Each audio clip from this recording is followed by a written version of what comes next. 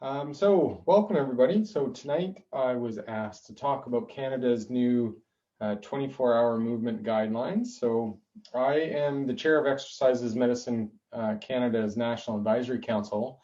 I was involved in the 2011 development of the 2011 guidelines, but I wasn't actually on the 24-hour movement guidelines, but I've done quite a bit of work in this area and so feel pretty comfortable to kind of speak to them and communicate the evidence behind them and some practical strategies to achieving them. So hopefully we'll be able to stimulate some provocative thoughts and have a little bit of Q&A at the end.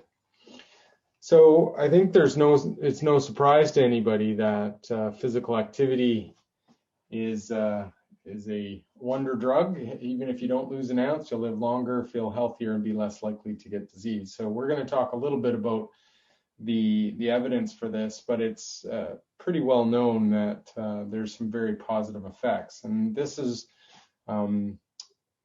there's a very solid evidence base that is produced of world's first 24-hour movement guidelines. And so this is different than just the physical activity guidelines that based on MVPA.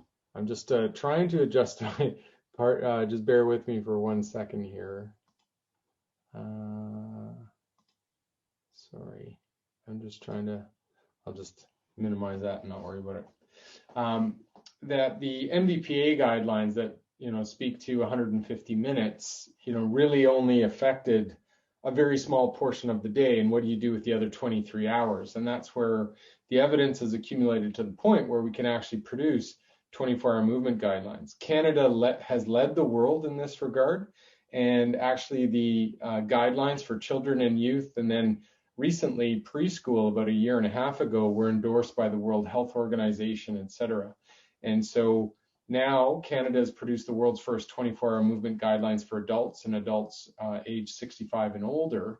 And I'm pretty sure that most of the organizations in the world will be following suit. So as I said before, there's numerous benefits to physical activity and exercise, from physical health, improved life expectancy, primary and secondary prevention of conditions, improved sleep, as well as mental health benefits, improved mood, reduced risk of depression, and increased confidence and self-esteem.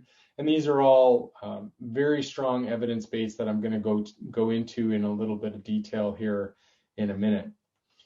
But I wanted to contextualize this first, talking about why physical activity is so potent to address all those different conditions and have these numerous health benefits. And I think it's important to look back to how our physiology has really evolved, in that our gatherer ancestors, tens of thousands of years ago, moved quite a bit in order to look for food, 9 to 15 kilometers a day just in regular hunting and gathering. And then hunters actually ran like a half marathon, a couple times a week when they're doing their hunting. And then stationary farmers, which really persisted from about 10,000 years ago to as little as 100 years ago. Remember that in Canada, about 72% of Canadians were stationary farmers, or were farmers at the turn of the century in 1900. And so as stationary farmers working the land, most did more than 8 hours a day of moderate to vigorous physical activity and had less than 4 hours a day sedentary. And so this is how our bodies were designed to move quite a bit. And, related to that and related to this 24-hour movement approach, we know that our circadian rhythms greatly influence our health, and that these physiological and behavioral drivers of our circadian rhythms were largely directed by these things. First of all, sunlight. That sets our light and our dark cycles with hormonal rhythms and everything like that. The next biggest thing is physical activity. The actual exertion to look for food stimulates our physiology, which then again sets in patterns, so that when you're looking for those things, it really drives physiology. Again, with the opposite of sunlight is sleep, and 100 years ago, humans used to sleep quite a bit, about 9 to 10 hours a night.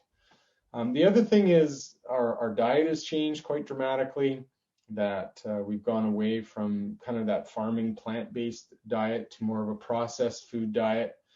And the other thing is that now we have these pattern behaviors that kind of set our cycles and our rhythms, and that 40% of what we do in a day is kind of the repeat. Even how you shower in the morning, about 90% of how you shower in the morning is going to be the same almost every day in the order that you do it. And so what we have now, though, is we have a new influence. Instead of sunlight and physical activity and these things driving our physiology, what we have now is a new influence, which is really technology, is really the tail that is wagging the dog now, and that the design of our lives is really driving a new physiology and new patterns and new behaviors that we need to be aware of. So a little poll question here, and I don't know if I can see the chat. I'm not actually managing the chat on another screen or anything here, but just to think to yourself, what percentage of Canadians meet Canada's 24-hour movement guidelines?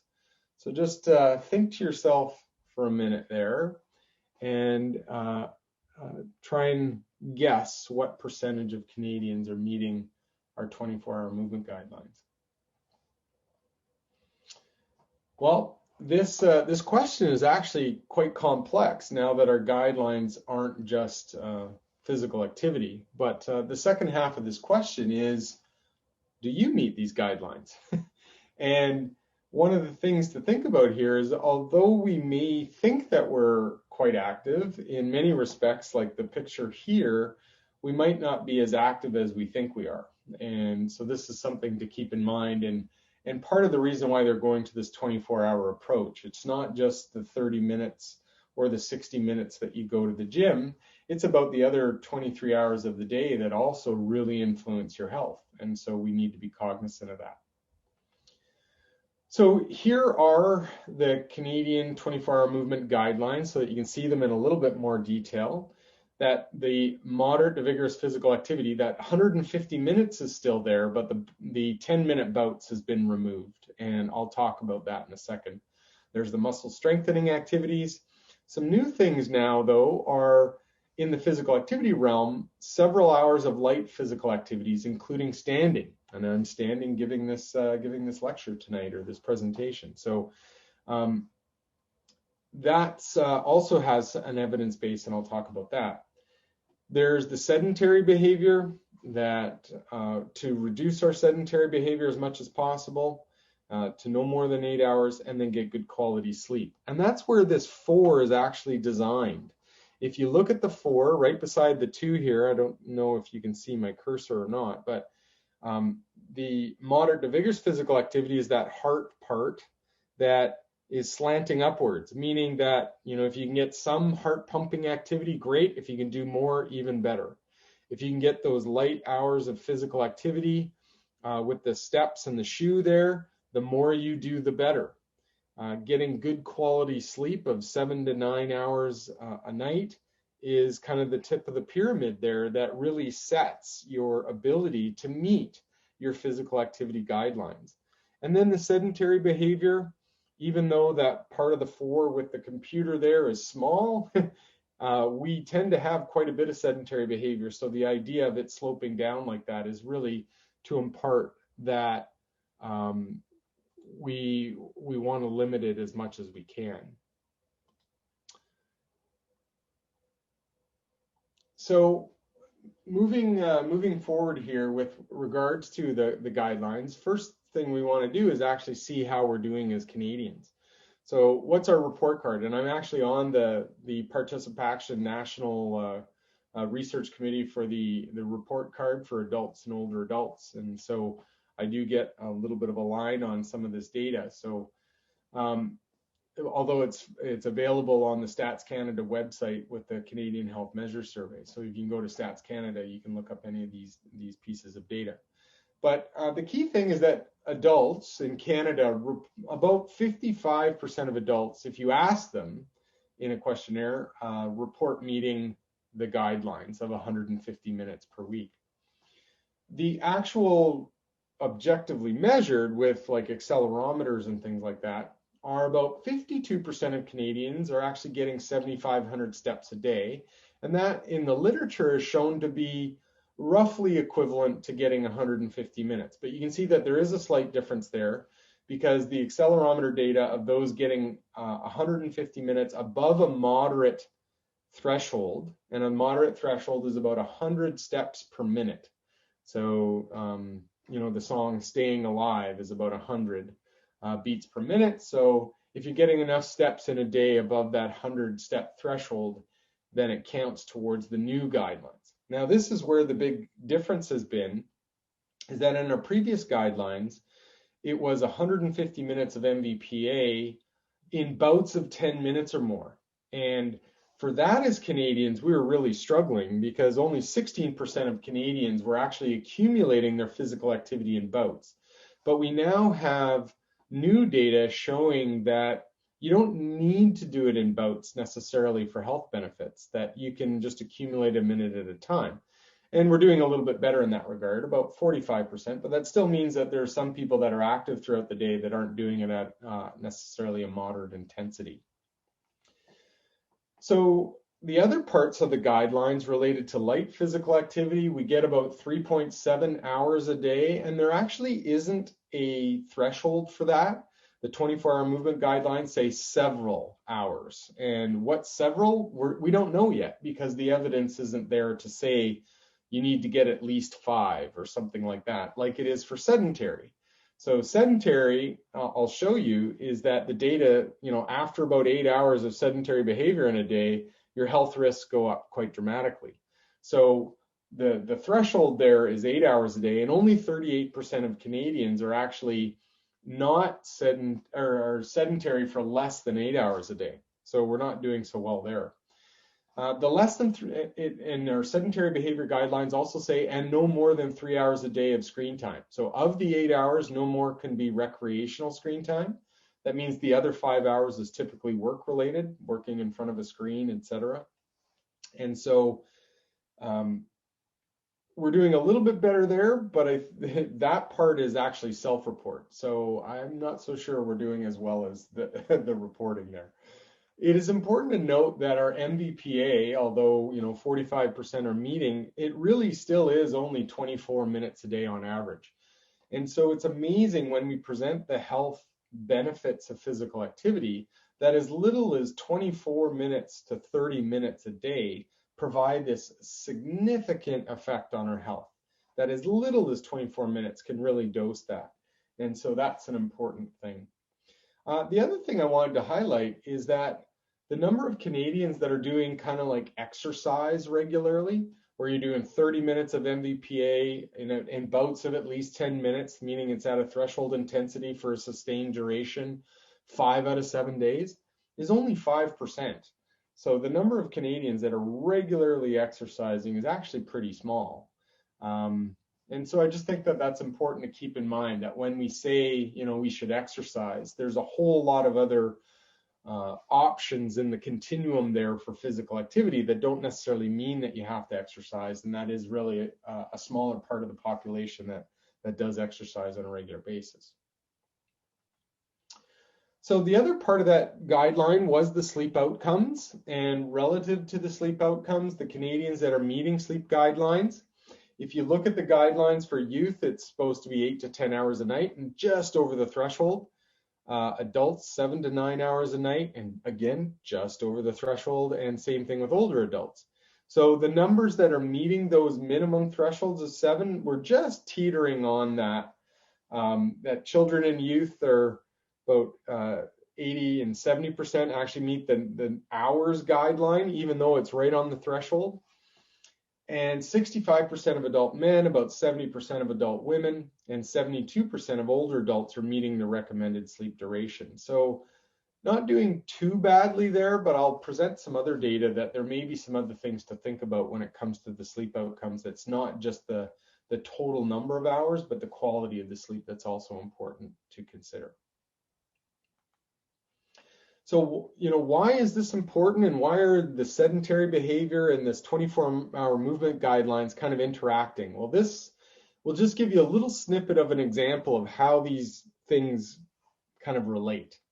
So right now we watch about 1 to 2 more hours of TV and sleep 1 to 2 hours less than we did 40 years ago. There's very clear evidence on that we're staying up later to watch TV and we're sleeping less because of it. And that has, some consequences. It affects our sleep, and if we get low sleep, it increases our risk of obesity. TV has been associated with anxiety, lower body image, and increased consumption of empty calorie food. And so the amount of recreational screen time that we're doing in youth, it's like a full-time job, 38 to 40 hours a week of on a device.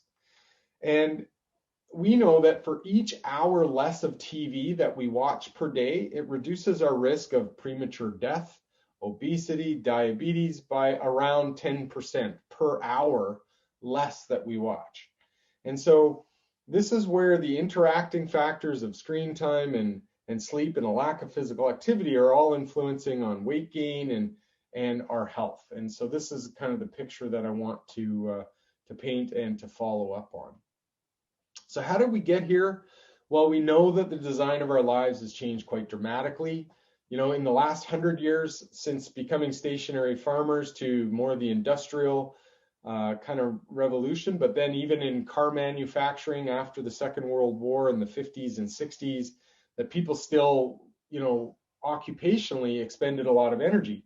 And then the advent of computers, which is where this graphic probably ends with that little personal computer about 25 years ago. We started sitting a lot. And then now with the advent of, the device, and I got my device right here, with this, it's dramatically changed how we move, how we sleep, etc. again. And so this is where, the significant problems we face cannot be solved at the same level of thinking we were at when we created them. And this is because, we've created all these innovations that have made our lives easier, but in so doing, we've really compromised our health because our physiology is set up to move, to be outside, to get lots of sunlight and lots of sleep. And now, because of technology and because of devices and because the stress of our lives, we're doing almost the opposite of the way our physiology is designed. And so we have to be conscious and cognizant and deliberate about swimming upstream against the current to be healthy in today's society, because everything is pushing us in the other direction. So what I wanted to do now was really dive in a little bit more into the guidelines and give you a little snippet of the evidence behind each of these components. So the first one here is this moderate to vigorous physical activity in 150 minutes. And I wanted to explain why the 10-minute bout thing was removed. So here is where our guideline evidence was in 2015. There's several studies on hundreds of thousands of people that show this dose-response relationship, that if I get 150 minutes a week, which is 7.5 to 15 med hours a week, which is, the guidelines, that my risk of premature death, and on these slides, the mortality risk is done as, fractions of 1. So if I'm at 0.7, and in this guideline where the Canadian recommendation, where that arrow is, it's basically 0.69. That means a 31% reduced risk of dying prematurely. So because I'm and controlled for all these other things like smoking and obesity and other health factors, the ones that you can attribute to achieving those guidelines of 150 minutes is a 31% better health and reduced risk of dying prematurely.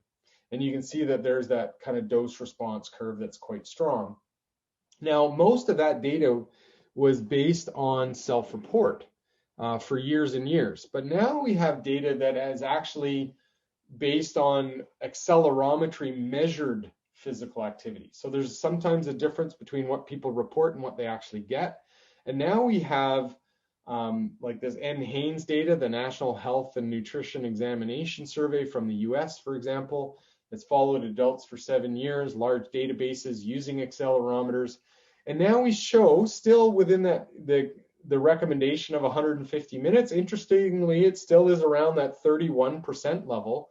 But what we see is a very clear dose response that keeps on going and going and going, meaning that the more physical activity you do, the lower your risk of dying prematurely. And if you go down to the 100 minutes a day or the 80 minutes a day of physical activity, moderate to vigorous physical activity, it's an 80% reduction in this sample in risk of dying prematurely. And then it kind of flattens off.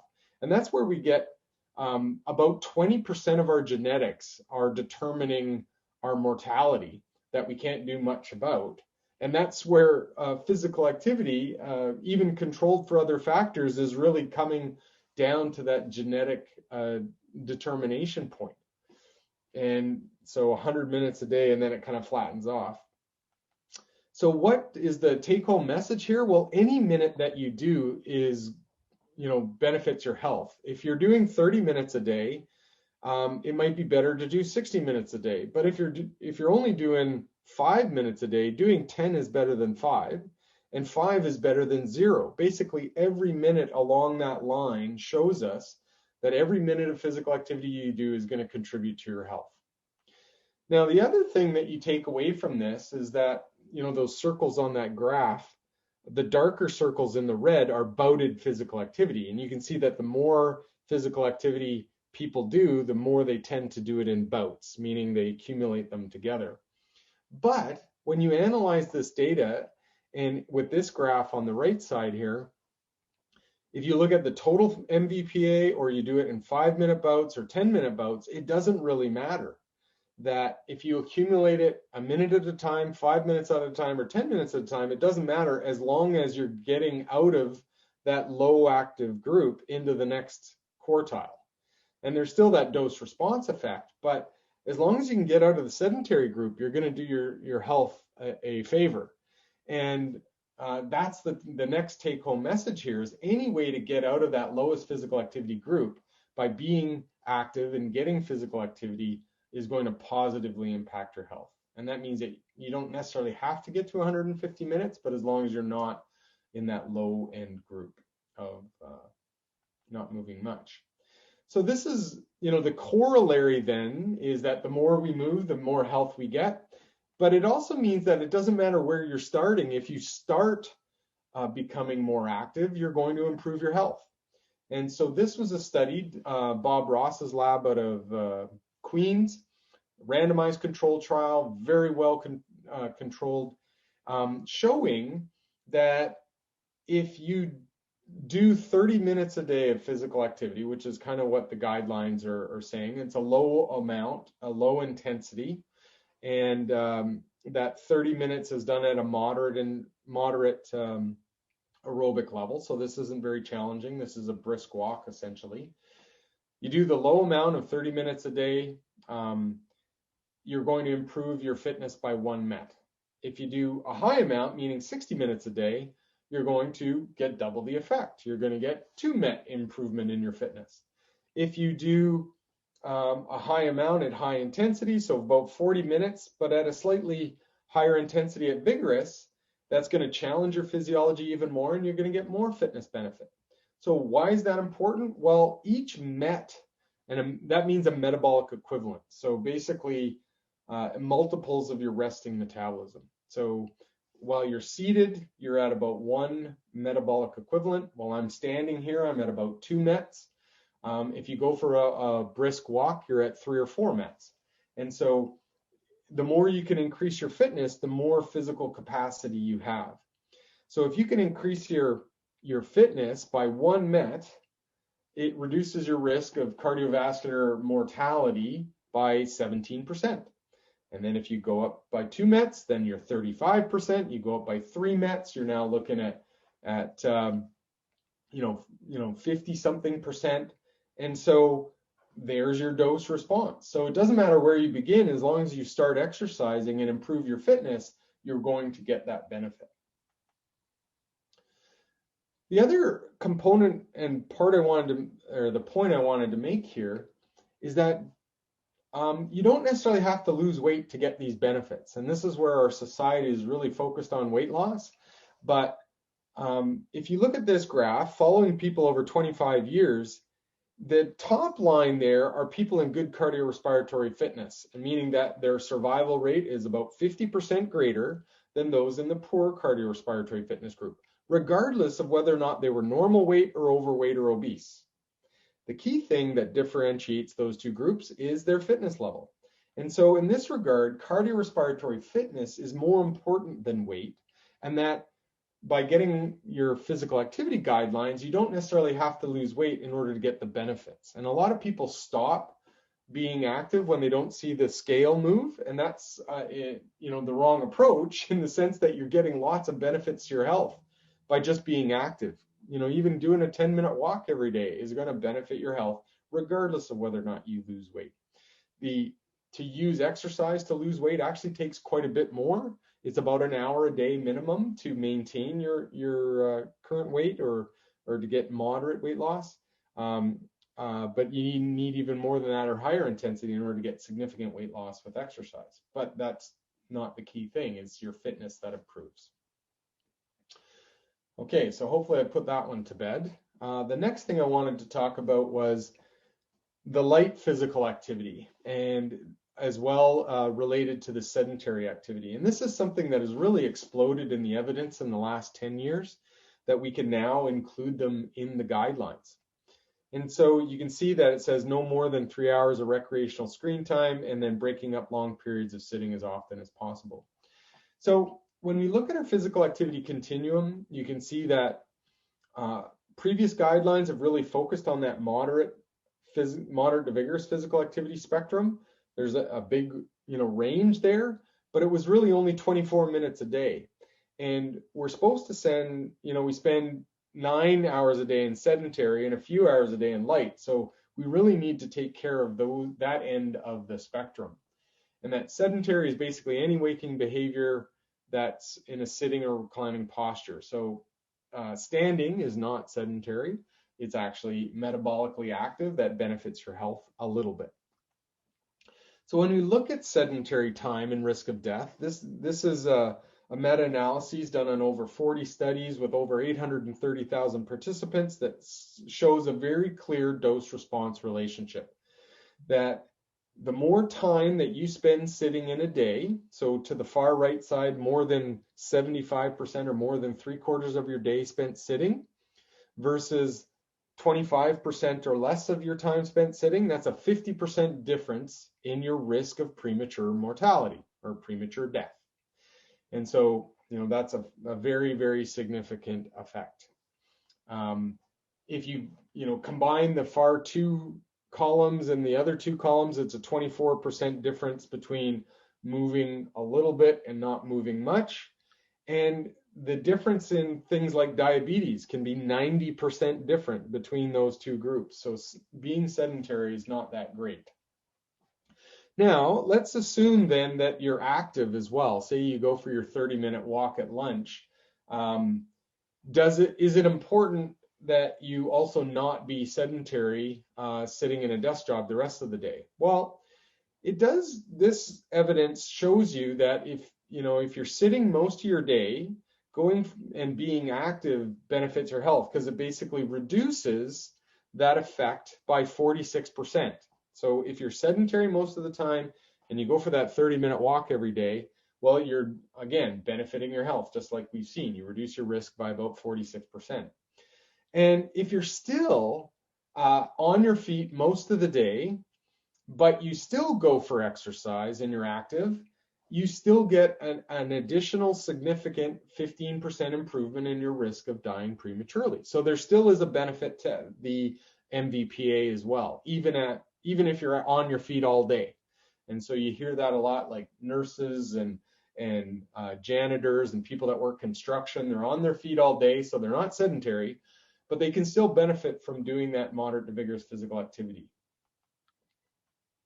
And some would say that, being active during the day is actually even more benefit than the person who's exercising at lunch but sits the rest of the day. So there is some evidence there. Now, this was another study that was done shortly after that one on 1 million people, showing this kind of dose response again and the interaction between sedentary time and exercise, or MVPA. So to kind of break it out for you, I wish my cursor, I don't know if you can see my cursor or not, and I don't know how I get my screen back. I've lost any kind of interaction, but anyway. That on the far right side here, it says 4 hours a day, 4 to 6 hours, 6 to 8 hours. That's the amount of sedentary time per day in this sample.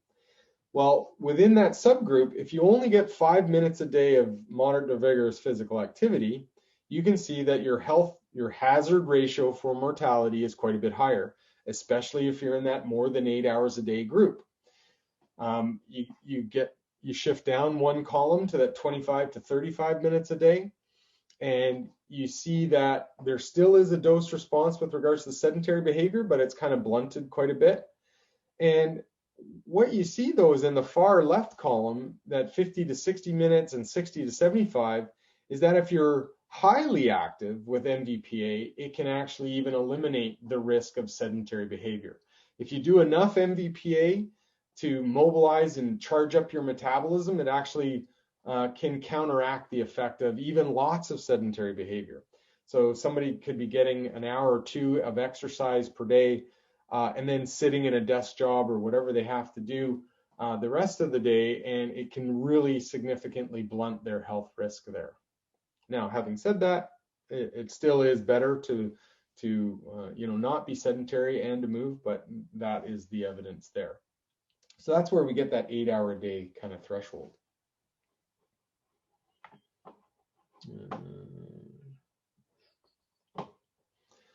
So one of the things that was in the guidelines is light physical activity is good, but standing is also important. And although we don't have clear guidelines with how much standing is good or is the threshold yet, we do have evidence from certain specific trials that show that standing is beneficial for example, metabolic control and glucose control and blood pressure and triglycerides.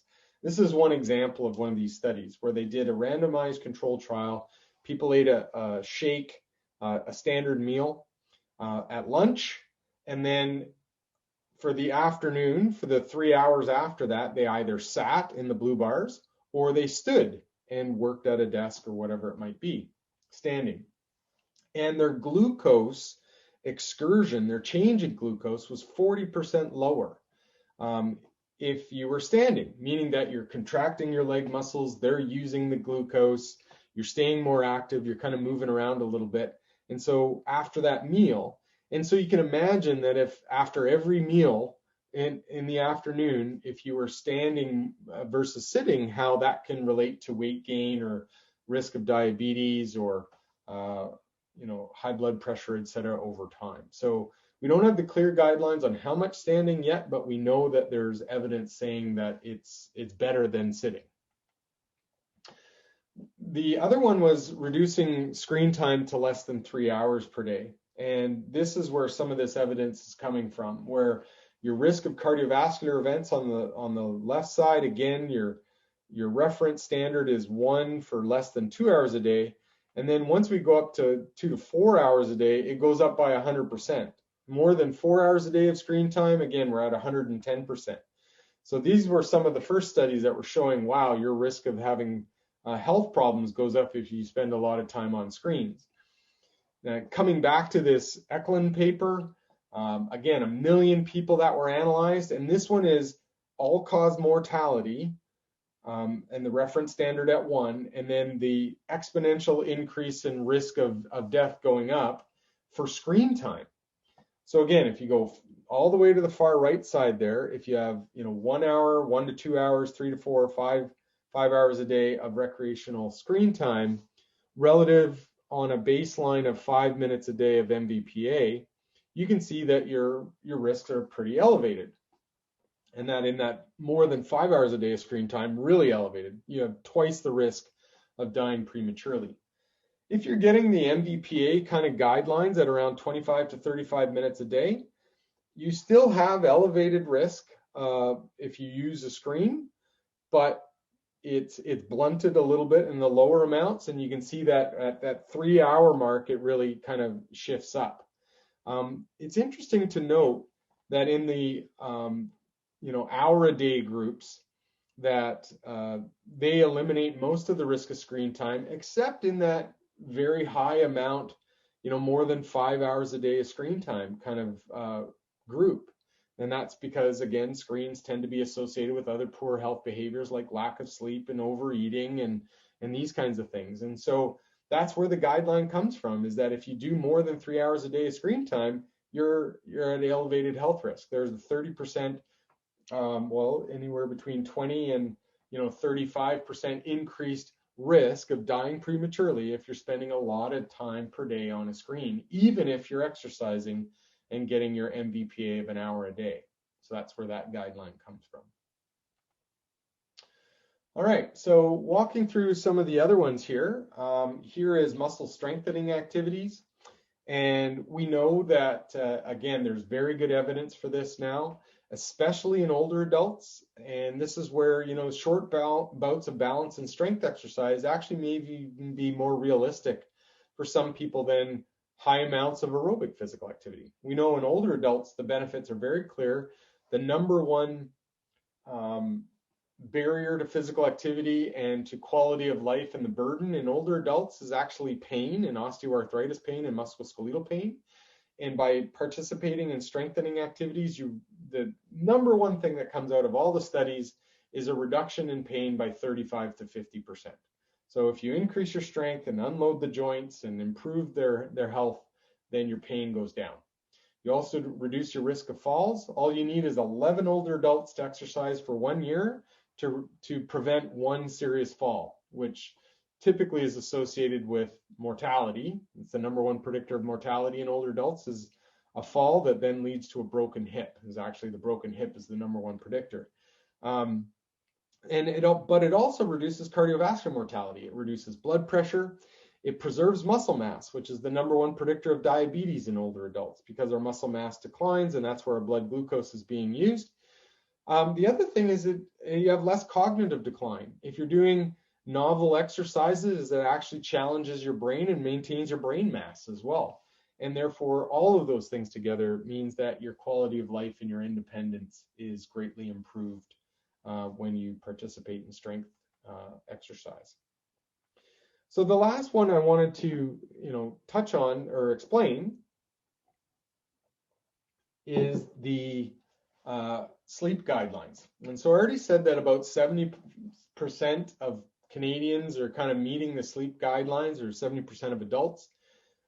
But one of the other things to think about here is it says, and consistent sleep behavior. So this is, again here, good quality sleep on a regular basis with consistent bed and wake up times. So it's not just the hours, it's good quality sleep. And this is where I wanted to enlighten you a little bit as well, that 32% of children, 42% of youth, and 60% of university students report trouble sleeping. So that means that there's impaired quality there. And this is a similar problem for adults. 43% of men, 55% of women report trouble going to sleep or staying asleep. Sometimes, most of the time, or all the time. So therefore, the quality of sleep can be very impaired there. And it's important because a poor night of sleep really messes up with your circadian rhythms. It has the equivalent cognitive impairment of executive functioning and decision making as being drunk. So if you have that bad night of sleep, you're kind of like in that fog, and your brain doesn't work so well. The other thing is it really impairs or works on kind of your neurotransmitters in your brain. And there's been a number of studies that have shown the exact same thing, that if you get a bad night of sleep, you tend to eat about 400 calories more the next day. And so this is something that we've seen, is that there's a number of studies now showing the link between low amounts of sleep or poor quality sleep and obesity. And we've seen this, I could put 15, 20 reviews up here about that. that there is a link between sleep and obesity in older adults. And this is again where, although healthy eating is not in the 24-hour movement guidelines, we do have a like our nutrition guidelines for Canada. And we know that low physical activity or low sleep promotes unhealthy eating. I just showed you that. And vice versa, that if you eat poorly, then it doesn't give your body the energy to be physically active. And if you're not physically active, you don't have the stress that your body needs in order to get into deep sleep. Because the sleep drive is like hunger. It climbs throughout the day. With more physical activity you do, your sleep drive climbs. That's why after being outside and camping and stuff all day, you sleep really well. It's because you've burned a lot of energy and it creates more sleep drive. So if you get low physical activity or low sleep, you get low dopamine, and your body goes looking for it by eating food. Like, in this example, the dollar menu at McDonald's looks really good if you had either crappy sleep or you haven't been active. Now, what does it lead to? Straight ahead, diabetes.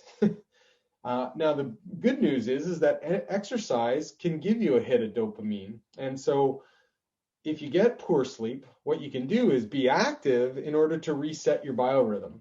And then that will also reset your sleep. And so the tip is to avoid that hedonic compensation, such as when you go to the coffee shop in the morning after that bad night of sleep.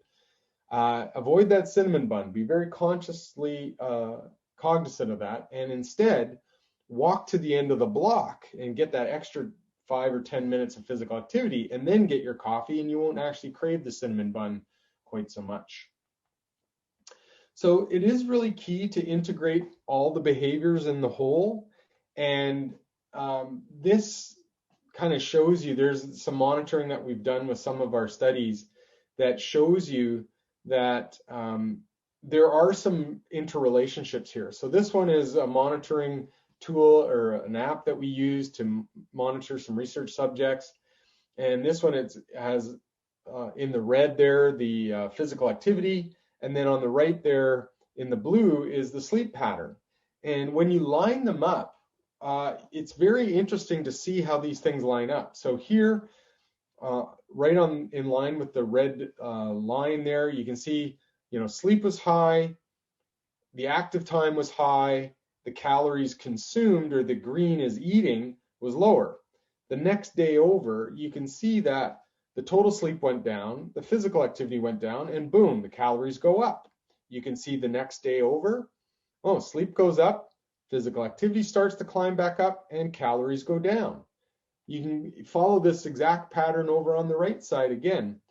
Sleep is low, physical activity is low, and you can see that a couple days of that, the calories are climbing, and then there's a sleep recovery there with lots of activity. So probably you got lots of activity, slept really well that night, and boom, calories come back down. And so you can see how all these three things kind of interact. And that's part of why we're going to these integrated movement guidelines now. So basically then, there's some important questions. Are you as active as you'd like to be, or are you getting as much sleep as you would like? Do you want to be more active, or do you want to sleep more? Are you ready to change? And this is the key thing. Are you ready to make a change now? So how do you get there? Well, the key thing, and I'm probably just going to summarize this and then open it up for questions right now. I have, some more slides that I could go through, but I will say this, first thing is make your health a priority. Nobody is going to take care of yourself but you. And, the old saying of on the airline, and we've learned this in COVID, you put your mask on yourself first, and then you help someone else. And unless you take care of yourself and you put time in your day and you schedule it in your day to take care of yourself, the demands of life and the demands of work and the demands of the phone and everything like that will take you in another direction unless you schedule it in first. Make your health your priority. That means scheduling your sleep. That means going to bed at the right time, and then scheduling your physical activity in your day. The other thing is to set a goal. And whether it's a goal to get less than 3 hours of screen time, whether it's a goal to get, 10,000 steps a day, or whether it's a goal to get 8 hours of sleep a night. Make it a reasonable goal that gets you kind of excited and interested in what it is that you want to do. But having an objective, and this is why we do it with the report card, is we have cut points, because then you can see whether or not you are meeting your goal. If you don't, then you need to change your strategies. If you are meeting your goal, well, then pat yourself on the back and set a new goal. The next thing is you need to make a plan. And, the best exercise program in the world doesn't work unless somebody does it. And that means you need to know what you're going to do, when you're going to do it, for how long, with who, and what are you going to do if that plan goes off. So you need to have those things planned out. Otherwise, it's just hope. A goal without a plan is just hope. And so we need to make those plans so that we can actually achieve our goals. The next thing is get into it. You need to do something that'll get you excited, whether it's getting a buddy that'll go with you, go for your walks out in the woods, or go to the gym with you, or whatever it might be, or get a monitoring device that'll give you some feedback and give you the little icons and things that say you did a great job. But do something to get yourself excited about it, whether it's entering a 5K or getting a new bicycle or whatever it might be to get you excited about it. If it's not fun, it won't be done. And that's what we know about physical activity.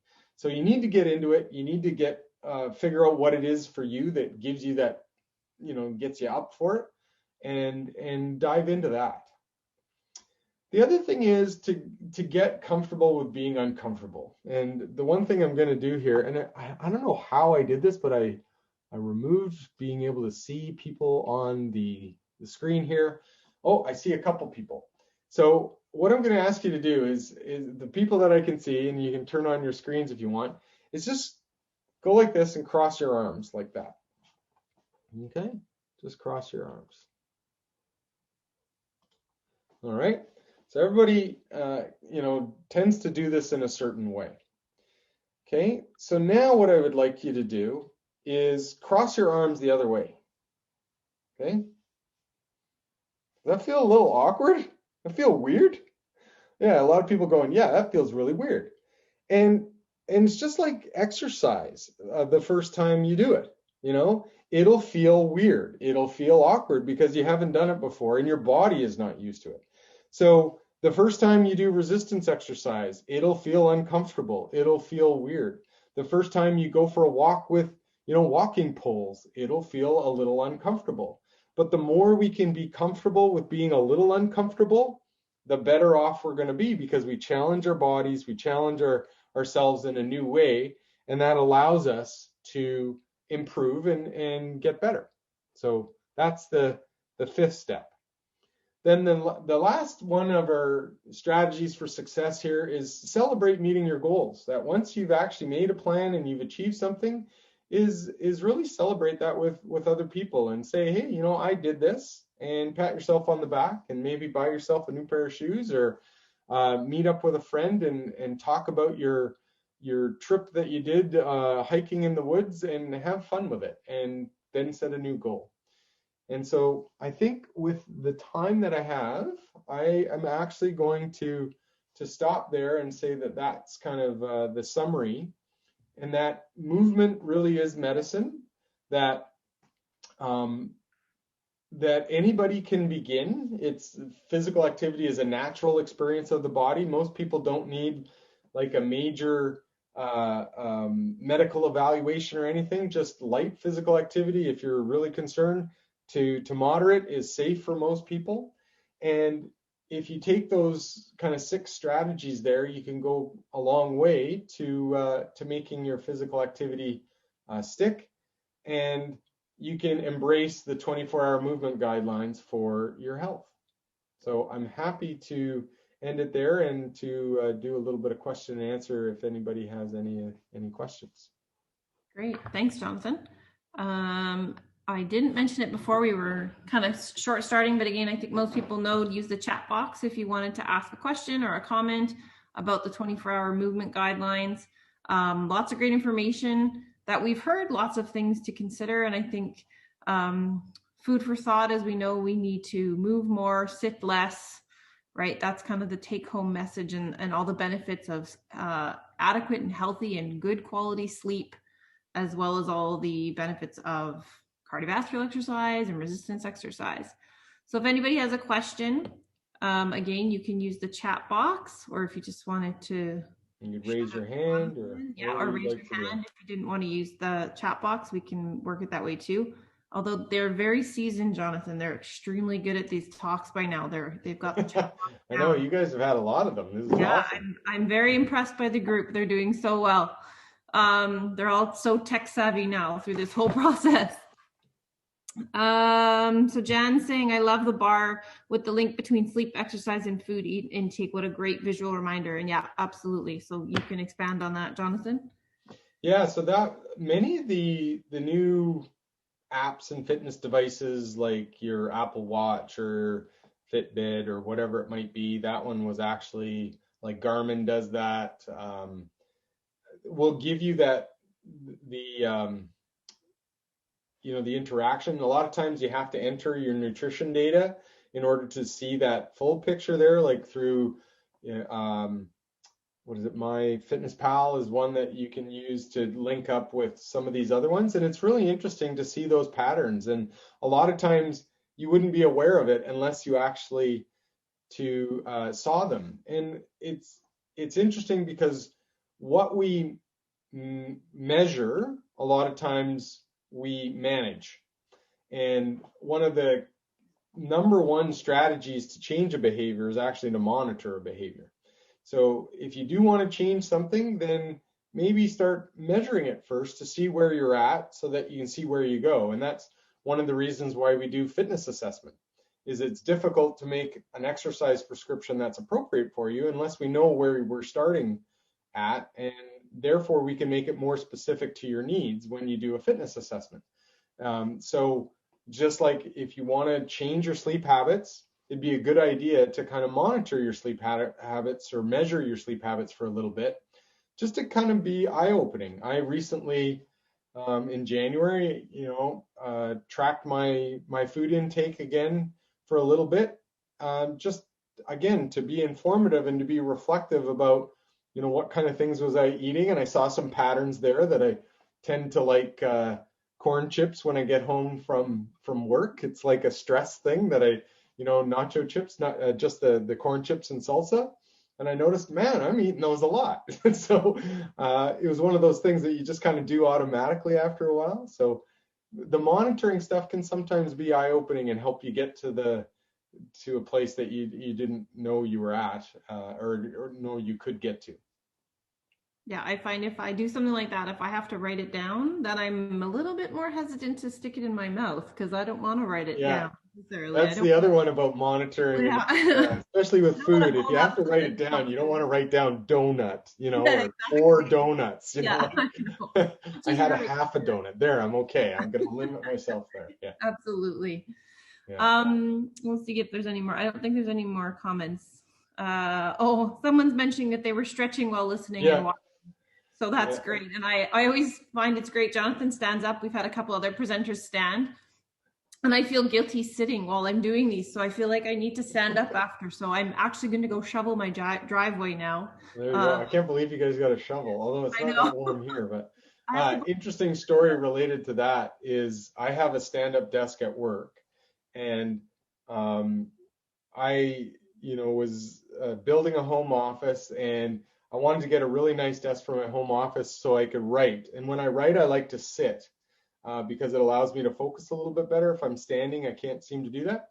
So I bought this really nice desk February 26th last year. This beautiful desk that I was debating whether or not to get one of the up and down ones, but it was like an extra $800 or something. So I didn't. And then the next year, the world shut down, and I've been working at because I was only going to be home like 4 hours a week or 8 hours a week to write. And then ever since then, I've been at my desk. So I'm trying to do things like this where I'm standing and moving around, but I don't have a standing desk. I have to stack books and things like that. to make it work. Modifications. Yeah. But anything you can do to kind of break up your sitting for long periods of time, even if it's drinking lots of water, it gives you two things. It gives you hydration, but then you also have to go pee. You also have to go fill up your water bottle. So, every half an hour, if you have to get up and either go fill a water bottle, go to the bathroom, it breaks up your sedentary behavior. And that's one of the things that has been shown, is that if you do about 2 minutes of physical activity about every half an hour, it actually breaks up your sedentary physiology that can be beneficial. So, 2 minutes of physical activity every half an hour is enough to kind of keep your metabolism rolling along. Yeah, and if any of you have a wearable, most brands, I won't commit to one better than another, but have a function that will vibrate on you. Yeah, like that. Vibrate and tell you it's time to stand up or it's time to move. Up. Get moving. Absolutely. Yeah. There you go. Okay. Yeah. Well, we'll wrap things up here. We've had a great night, and I want to thank everybody for coming out. Not like you had anything else to do because the weather's crappy, but I'm glad you joined me. We will see you next week. We have another great talk planned, fitting in activity for preventing and managing of heart disease with Dr. Scott Lear. I will not be here next week. I have another commitment, but Gord Fogg will be stepping in for me, and then I'll be back the week after. So again, thanks, Jonathan, for joining us. You're welcome. Sunny land as opposed to winterland where we are. Have a great evening, everybody. Good night. Great for sun. There you go. Yeah, exactly. All right. See you, everybody. Good night.